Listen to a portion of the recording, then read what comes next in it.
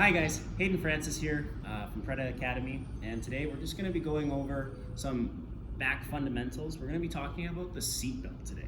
I think everybody's familiar with what we have to do with our legs, which is put our hooks inside, and we know that we have to do the seatbelt with one arm under and one arm over, connecting our hands so that we can keep our chest tight to the back.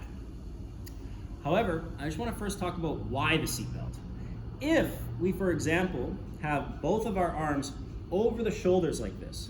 This could be good, I guess, because look, we could choke with either arm.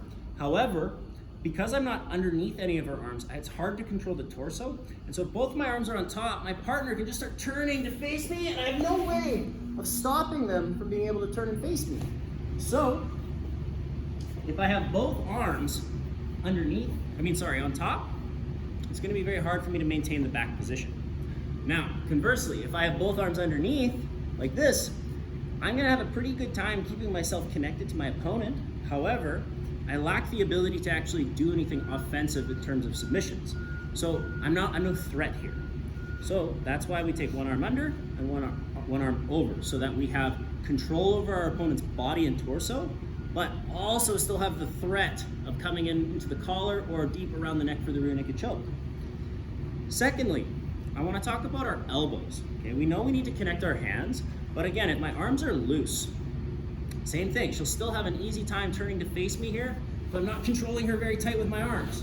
So it's very important that we keep our hands tight to the chest and our elbow positioning. On my over side, I'm gonna always keep my elbow over her shoulder, keeping the shoulder tight to my chest. And on the underside, I always keep my elbow tight to my rib cage and behind her, so that no matter how she moves, my arms are never getting extended. So I'm always nice and tight with my chest glued to her back. Now, the last thing we're going to talk about today, and it's probably the most important thing, is the head trap. Okay? In jiu-jitsu, we oftentimes talk about there being a strong side and a weak side when we're on the back.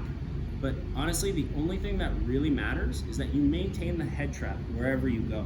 So what is the head trap? The head trap is simply my choking arm on the overside and my opponent's head and then my head in this order.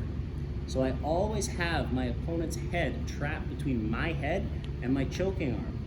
If this alignment ever changes, for example, she brings her head to the other side of my head, I can't accept this. First of all, it's gonna be really hard for me to choke her.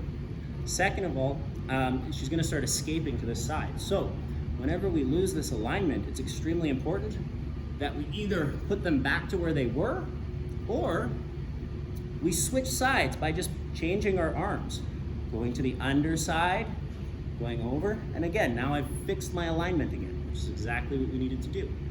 Another way that the opponent can take this away from you is by bringing your overarm to the other side of the head. Now, if this happens, again, I've lost the alignment of her head being trapped between my choking arm and my head. So I either now will need to get my arm back and reestablish my seatbelt on the same side, or again, we can do the same sort of idea that we did before. If I can start freeing my hand and switching sides, this is okay too. The side doesn't matter. All that matters is that the opponent's head is trapped between my choking arm and my head at all times. I hope you guys enjoyed this lesson today on the seatbelt, and I hope to see you guys again. Thanks.